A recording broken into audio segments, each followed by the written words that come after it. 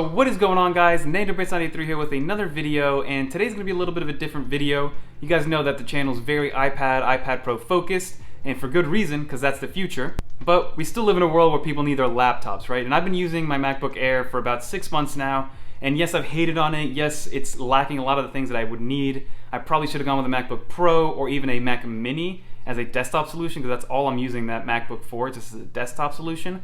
But I did want to show you guys some of the accessories that I use on a daily basis to kind of really maximize my efficiency with it and kind of give you guys ideas of what you can do with a MacBook Air and what you can do for a desk setup. So let's hop right into it, guys.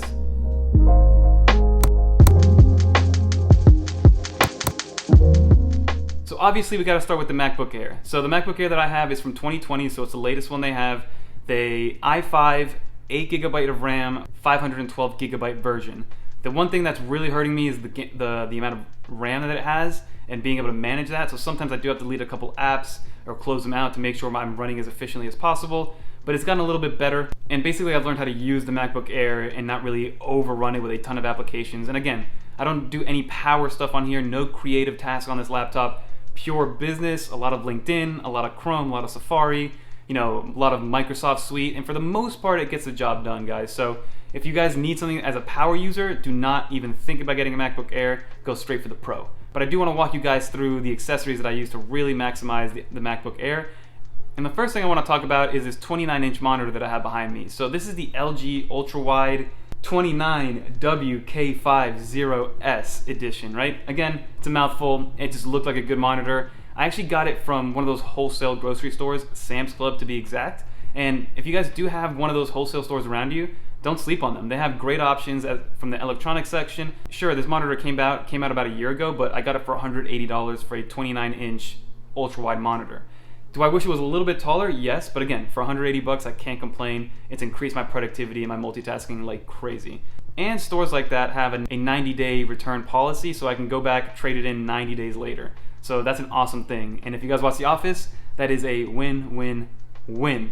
Make the poster into a t-shirt. Win-win. Win. Fine. But it is done. But I am liking this monitor so far, and I could recommend it, especially at that price point. 29-inch ultra-wide, guys. It's not a curved display or anything, but still very, very wide monitor.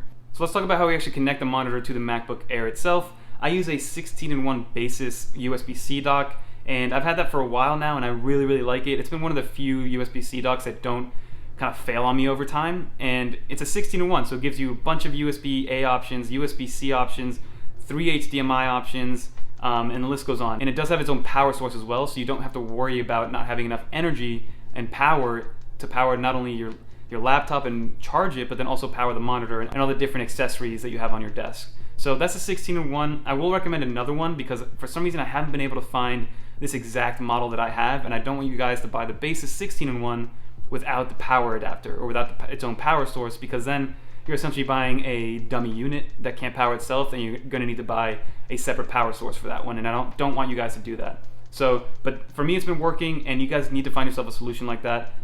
Anything between $100 and $150 is a good purchase because you know that it's going to be quality. If you find a 16-in-1 USB-C dock for like 50 bucks, that thing is going to break on you in the next week or two. So keep that in mind. And then working our way back onto the actual MacBook Air, I actually have a Moft stand on it, and I really enjoy Moft. I have a Moft stand for one of my iPhone cases as well. Moft it kind of gives you just an organic way of feeding air into the actual system itself without making it bulky. It's a little thin layer that you can fold into, I believe, 15 degrees and 25 degree angle. I keep it at 15 degrees because 25 is too big for me, but it's very sturdy. I've never had an issue with it. It's never like bent in a way that it wasn't supposed to. So overall, very impressed with Moft, and I do recommend if you guys want a stand that A is portable, it's lightweight, it's not like a metal aluminum stand that's going to be on your desk, but something that can move with you, then Moft is a great option to kind of throw it in there.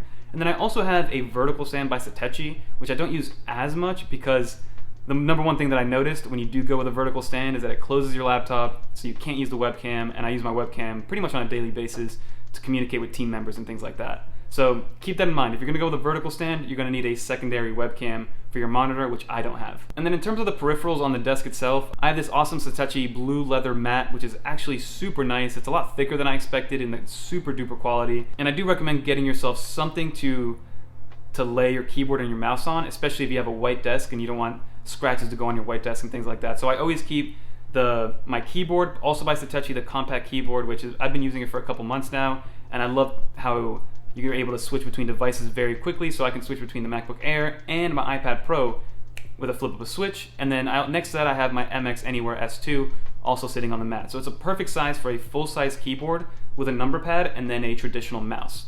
If you try to add any more on there, like if you try to add a trackpad with a mouse, like one on each side, then it could be a little bit cramped, so I tend to avoid that, even though I do have a trackpad as well with me.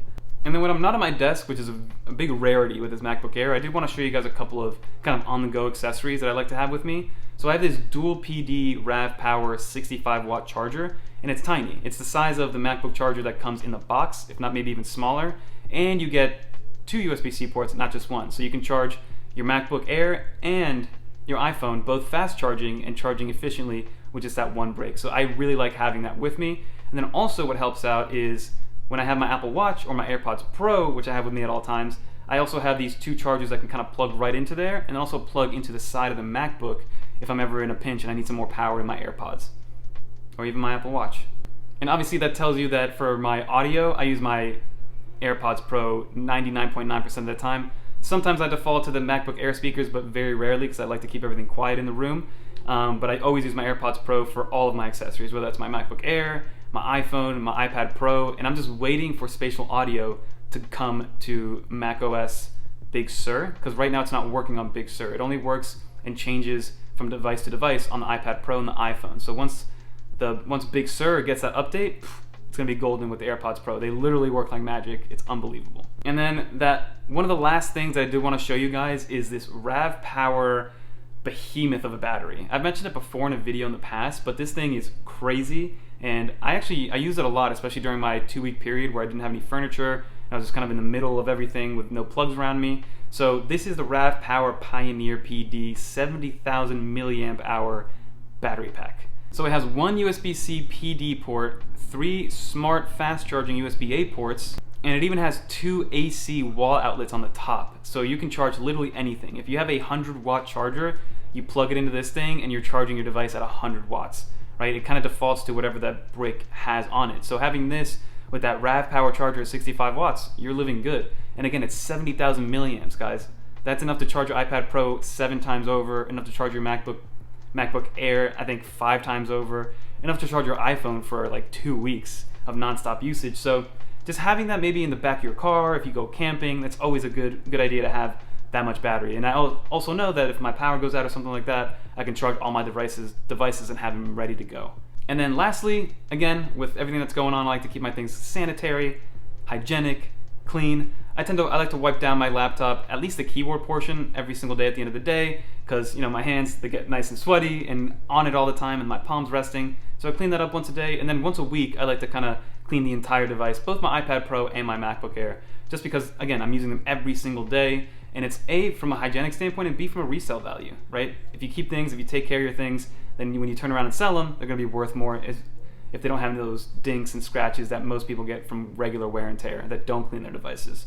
So those are my main accessories that I always have with me for the MacBook Air. Like I said, most of them are under that $100 price point, which is what people want, except for the monitor, which I said was about $180, and then that huge battery bank I think is around $200. So it's a pretty niche product. If you need it and you need 70,000 milliamp hours, or just need it to have peace of mind at home, that's who that's for, right? I don't carry that with me at all times. I just have it there, and I think it's a great device. If anything, I carry around my 10,000 milliamp hour battery more often than that.